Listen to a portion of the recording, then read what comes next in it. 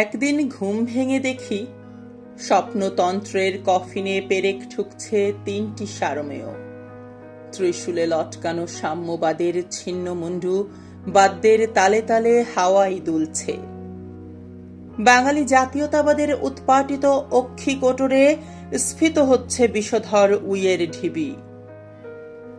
সেখানে ঘর বেঁধেছে লালসার যুগল নাগিনী। ধর্মনিরপেক্ষতার সমাধি মঞ্চে আজকের নাচিক দিগম্বরের মর্কট নৃত্য।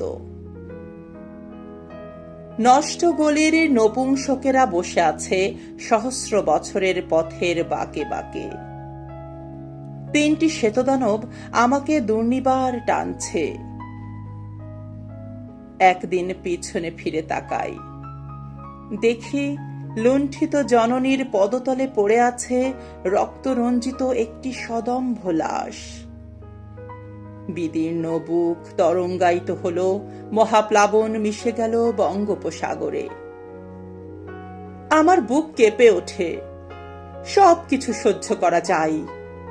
মহানায়কের রুধিরাক্ত দেহ যখন পৃথিবীর পবিত্রতম সোপানে নিথর, জারজ জনতার বিভৎস উল্লাস তখন সহ্য করা যায় না, সহ্য করা যায় না।